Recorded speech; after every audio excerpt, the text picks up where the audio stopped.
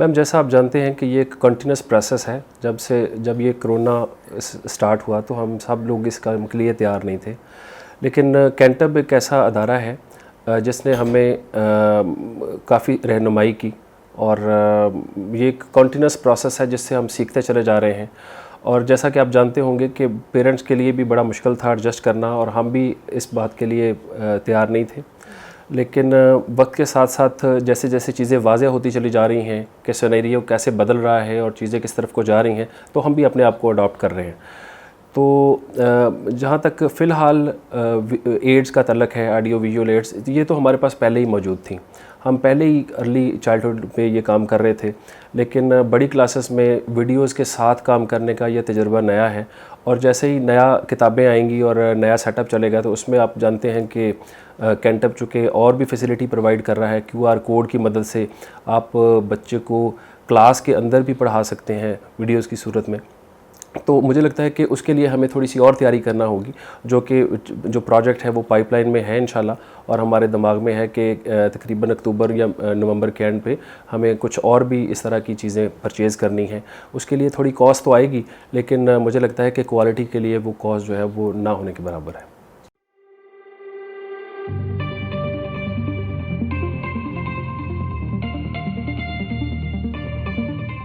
मुझे लगता है कि सबसे पहले तो मुझे अपने आप को कन्विंस करना पड़ा, क्योंकि मैं भी उसी जनरेशन से हूँ जहाँ पे चीज़ें जो हैं वो बदलते हुए बड़ा टाइम लेती हैं, और जब चीज़ें बदलती हैं तो जो लोग नहीं बदलते हैं वक्त के साथ, वो फिर पीछे रह जाते हैं। तो मैं खुद ज़हनी तौर पर अपने आप को बदलना बहुत बड़ा चैलेंज समझता हूँ। जब मैं कन्विंस हुआ, चीज़ें मेरे दिमाग में खुली और मुझे क्लैरिटी आई कि मुझे ये करना है, तो फिर जब आप बार बार पेरेंट्स को ये बताते हैं, और आपको भी पता है कि साइकोलॉजी में एक चीज़ होती है कि बार बार जब आप ड्रमिंग करते हैं तो वो पेरेंट्स जो हैं वो उस पर्सपेक्टिव में चीज़ों को देखना शुरू कर देते हैं। और जब हमने रिज़ल्ट्स दिखाए पिछले साल के कंपैरेटिवली उन बच्चों की निस्बत जिन्होंने हाइब्रिड को नहीं लिया था, और जो ऐसे पेरेंट्स थे जो स्नेग्नेंट थे, और वो उन्होंने कहा जी कि हम तो गरीब आदमी हैं, हम ये परचेज़ नहीं कर सकेंगे, और ये इंटरनेट क्या होता है, हमारे बच्चे ख़राब हो जाएंगे। तो वो जो थोड़ा रिलेक्टेंट थे वो भी वक्त के साथ साथ ठीक हो गए, और मुझे लगता है कि 90+ लोग जो हैं वो इस बात को रियलाइज़ कर चुके हैं। और मुझे इस बात की बड़ी खुशी है कि 7 जून से स्कूल खुले हैं और आज 5 है, और तकरीबन 1 महीना भी नहीं हुआ है, और हम हाफ़ बुक का टेस्ट पेपर लेने जा रहे हैं तकरीबन 12 तारीख से। तो उसकी वजह सिर्फ़ और सिर्फ यही है कि हम बड़े एक्टिवली इस मामले को लेकर चल रहे थे। बच्चे जो हैं वो हम उन तक पहुंच रहे थे और उनके साथ कॉन्टीन्यूस राब्ते में भी थे, और बच्चों के रिज़ल्ट्स भी इंशाल्लाह अगर मौका मिला तो आपके साथ शेयर करेंगे। इंशाल्लाह बहुत अच्छे रिज़ल्ट्स होंगे।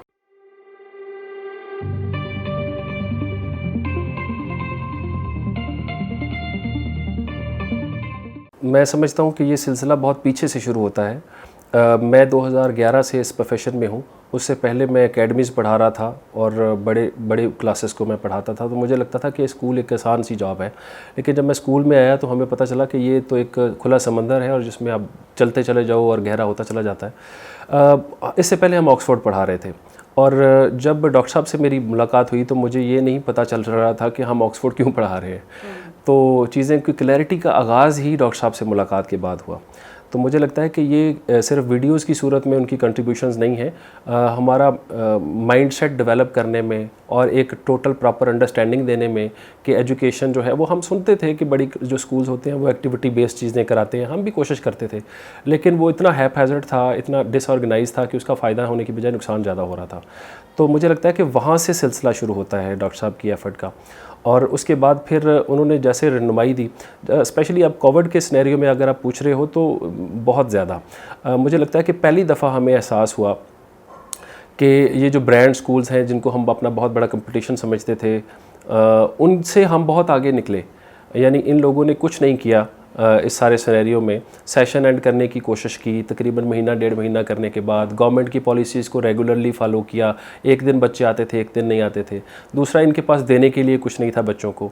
जब आप बच्चों को जूम पर बुलाएंगे तो बहुत ही स्टैंडर्ड के जो बच्चे हैं वो शायद इससे फैसिलिटी से फ़ायदा उठा सकते हैं। तो वीडियो एक ऐसी चीज़ है कि जो आप बार बार देख सकते हैं, आप रिवाइज़ कर सकते हैं, आप अपने मूड के मुताबिक, आप अपने सूटेबल टाइम के मुताबिक उसको देख सकते हैं। तो मुझे लगता है कि ये ज़्यादा यूज़फुल चीज़ साबित हुई। और दूसरा ये है कि ईज़ी तरीके से बताने की कोशिश की गई है, बहुत ज़्यादा मुश्किल भी नहीं है, आम बच्चे की पहुंच के अंदर है। तो यानी जब इसका फीडबैक हमें इस सूरत में मिलता है कि पेरेंट्स जब दूसरे पेरेंट्स को बताते हैं कि हमारा बच्चा तो अभी भी पढ़ रहा है, हमारे बच्चे के पास तो रिसोर्स पैक हमारे घर पे आया हुआ है, वो जो टीचर हमारे बच्चे को असिस्ट करती है। और दूसरा यह है कि ये जो एसएलओ का पूरा सिनेरियो है यही नया है। मुझे लगता है कि ये बड़ा ही एक माइंड कैचिंग है, और किसी बंदे को अगर जब आप बताते हो तो जो ट्यूशन के में बाजियाँ पढ़ा रही थी किसी दौर में, उनके लिए बड़ा मुश्किल हो रहा है।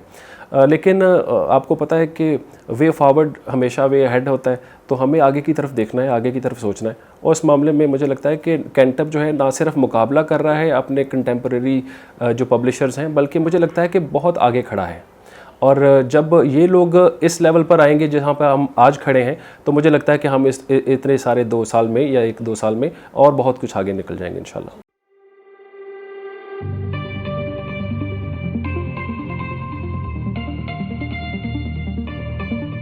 डेफिनेटली कैंटअप मैं समझता हूँ कि यानी मेरा जो है 10 साल का आफाक के साथ ताल्लुक़ था, और मैं समझता हूँ कि उन्होंने हमारे लिए बड़ा काम किया, हमें बहुत कुछ सिखाया, लेकिन उतनी क्लैरिटी हमें नहीं आ सकी जितनी कि कैंटअप के साथ हमें मिल के आई है।